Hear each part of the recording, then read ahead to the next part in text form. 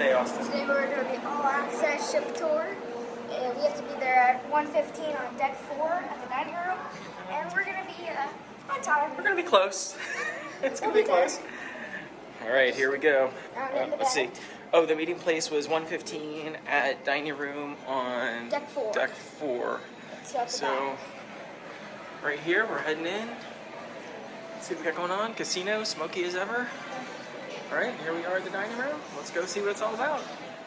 Okay, right away when we got to the dining room and we met up with the tour, we realized we definitely were not going to be able to videotape the tour. We kind of already knew that because we've done one of these before, but you know, you want to try to get away with some stuff sometimes. Anyways, our tour started right there at the entrance of the dining room. We met the head waiter and he covered things like how many meals a day were served, how many drinks were served, what the staff was like. It's about 5 minutes. We stood there and waited, and then the head chef arrived, Yep. and then he took us downstairs. The first thing you're going to see here is the bar. This is where, if you get a drink, this is where they're going down to get it when you're in the dining room.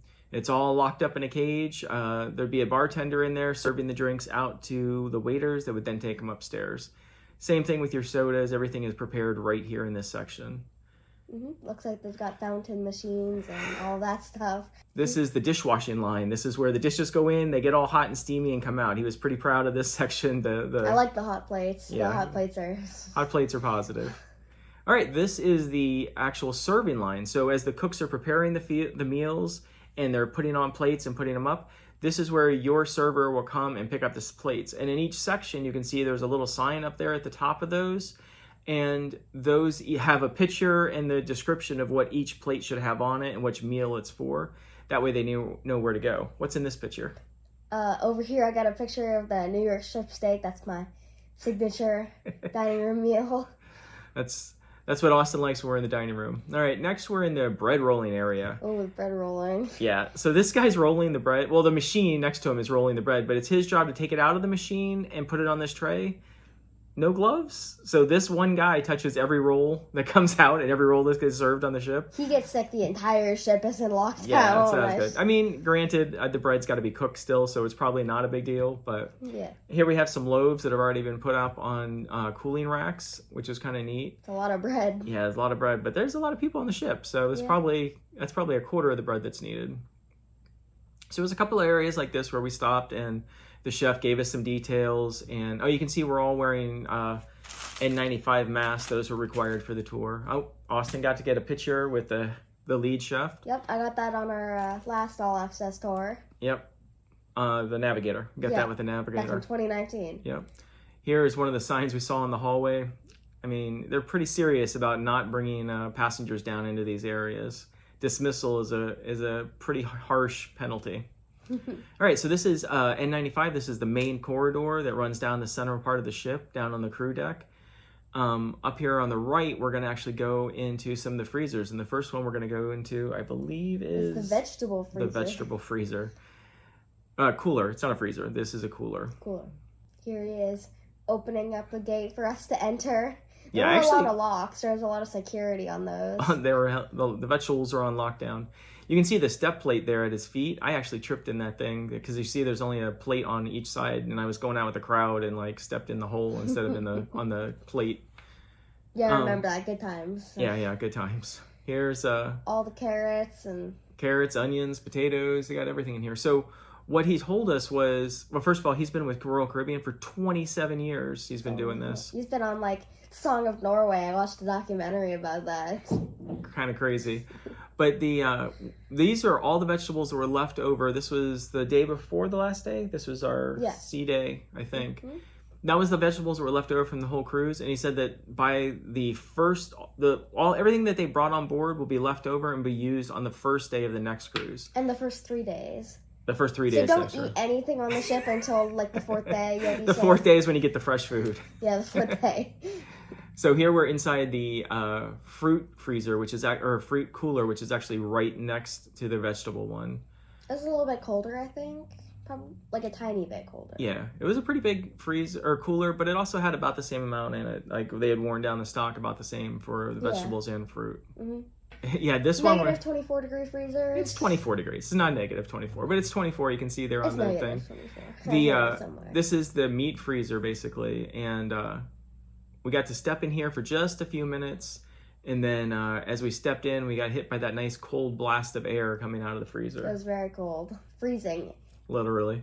Literally freezing. But you can see it's actually pretty deep. It goes back, I would say, probably we're at the center of the ship. It might go all the way to the side of the ship. I feel bad for whoever has to walk in there and get the meat.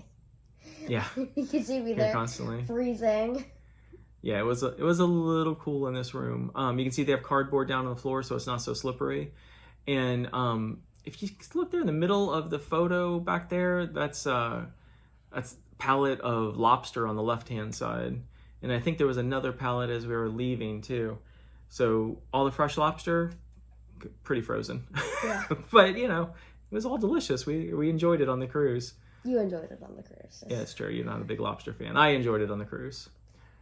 So as we come out of the cooler, we were immediately put into a line of all the men to one side, all the women to the other side, and security frisks us and takes the metal detector and checks all of us for, I don't know what they were checking for, weapons maybe, because we were getting ready to walk into the engineering room. So they did a little security check right before that. Good thing I didn't bring my rocket launcher. Yeah, I know you wanted to, but Yeah.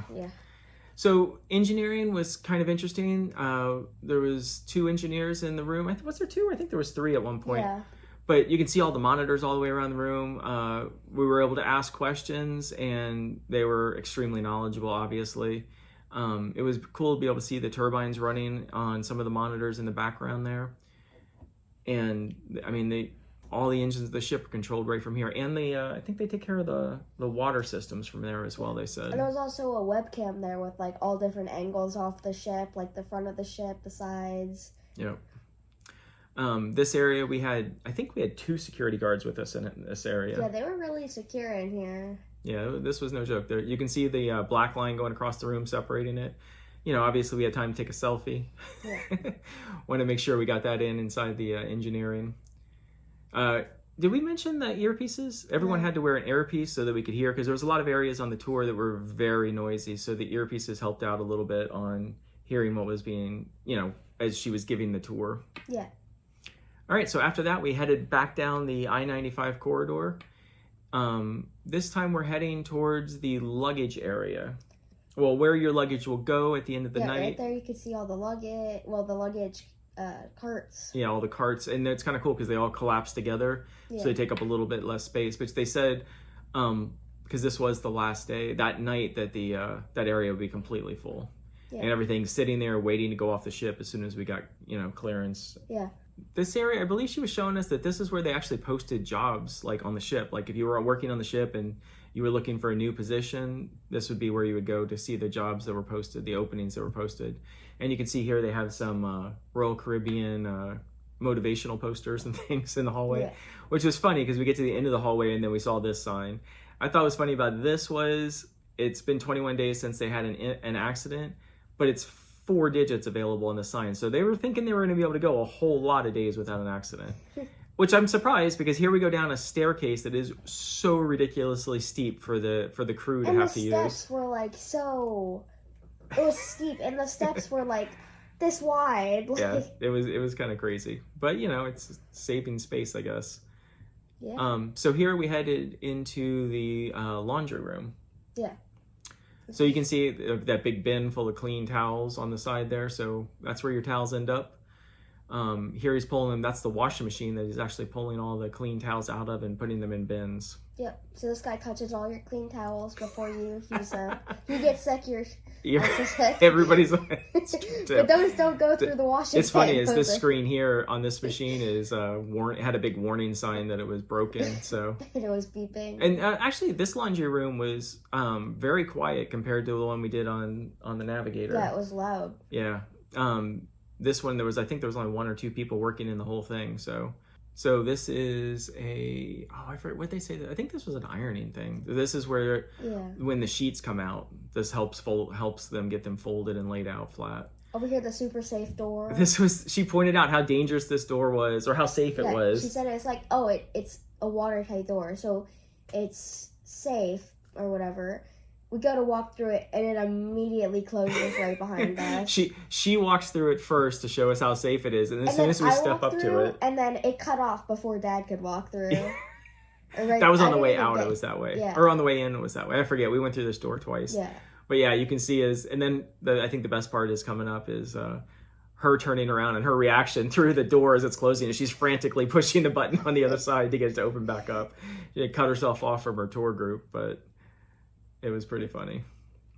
All right, here, this is where they all the uniforms are. This is where they buy the uniforms. Right. So the crew actually have to buy their own uniforms, but everything's laid out here. You can see the different groups. This was, I think this was the tailoring area, is what they said. Yeah. Mm-hmm. You can see some of the garments hanged up and stuff they were working on. But like I said, it was pretty much dead when we were there. Yeah. This was just a hatch I saw on the floor. I thought it was interesting that he had all these bolts and all this crazy stuff, but it was just like in the middle of the floor, and those 4 spots in the middle were like almost looked like grease valves sticking up through the floor. You like tripped over when you walked on them. This is kind of interesting. These are all passengers' clothing. I believe it's passenger clothing. No, I think this was crew clothing. Well, maybe that first section was. The next section, I think, is passenger clothing because it's all broken up by the deck it goes to. Like, well, there'll be a second here in this next one where I'll turn around and you can actually, up there at the top, you can see which deck number it's going to. So, if those are your they probably those moose pajamas or something, there they were. They probably dropped them off to the deck or the housekeeping department of that deck, and then they deliver it to the... Right. Here's the press boards and ironing boards. When we were on the Navigator, they were running this section, and they had the thing they were doing, the steaming the shirts. It was this cool device. They took the shirts and like looped them over this barrel, and the barrel blew hot air up into them and like inflated the shirts, and that's how they ironed them and dried them kind of all at the same time. It was really interesting. Wow. Yeah, a lot of ironing boards here, a lot of chairs for the people working there. But like I said, it was pretty dead during the time of this tour. Yeah.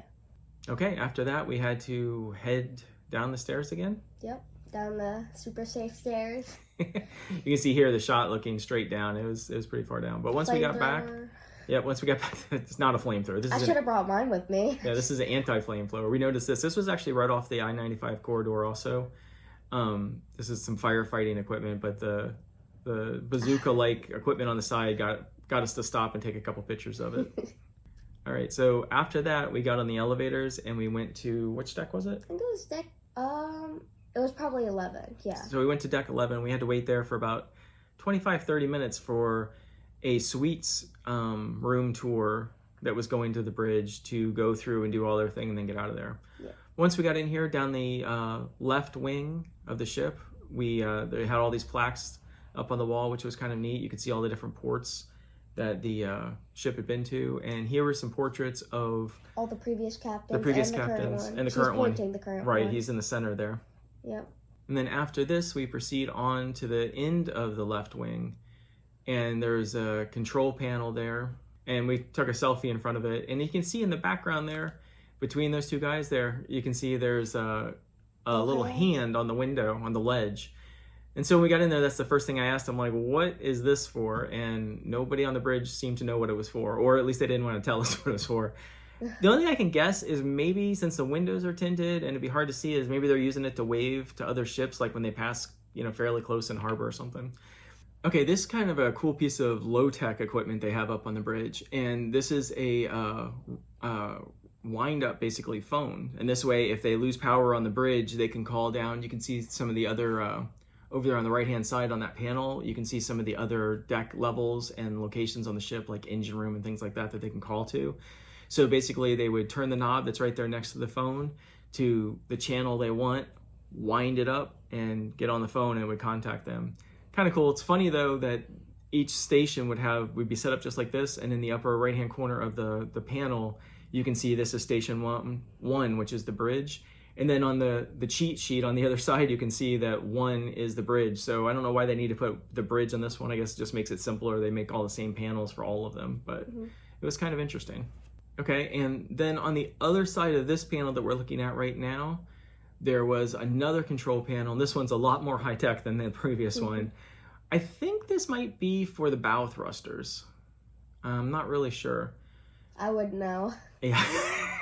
A little rusty on my my controls, my cruise ship controls. But as we walked back to the center of the bridge, we could get that nice view out of the bow. Yeah. I like this photo here. It kind of looks like we're on the outside looking in, but I just had my phone pressed up against the glass. What? I just stepped outside the bridge on the walkway. How'd you get outside? You can see here is the full control panel, and they got it roped off during the tours. Yep, and it's built in like that, so they can do that. So obviously tours were planned, but like from the design stage. But yeah, they have that little section that could block off the bridge, so nobody gets in there and pushes any buttons. Oh, I should mention before we got up here, we got the security sweep again, where they took the metal detectors and checked us all just before we came in here. They're really scared I went back to my room and grabbed my phone. Yeah. Probably not. This area was kind of cool. This was this was on the bridge if you turned around from the section we just showed you. And to the left, you can see there's an evacuation pod, and on the right side, there's an incident pod. At first, when I saw the evacuation pod, I was thinking like a way for them to get to a boat or something. But I think these are just control rooms that if they had to evacuate, that's where they would control it from, and the other side would be the same. Okay, here you can see the actual windshield wipers behind them outside the windows. They're huge. You can see how tall they are. Some of them were the height of the entire window. And then on the outside, there was like a sprayer array that sprayed down water on so they could clean the windshields. Makes sense, but you don't really think about that. Here is, I think, the captain's chair, kind of. There were kind of like two captain's chairs. There was three, actually, but this one was mounted just behind all the other ones, but set up a little bit higher. So we flipped down the footrest, and he hopped up on top and started barking out orders, so that was good. Behind him over his shoulder there, you can see the level gauge. This is some low-tech gear they use to see what the pitch is, if it's listing to one side or the other. Here, looking forward, you can see some other old school stuff. On the left and right side, you can see there are compasses actually mounted into the ceiling, like physical compasses. And there's actually a third one there in the center with the yellow arrow.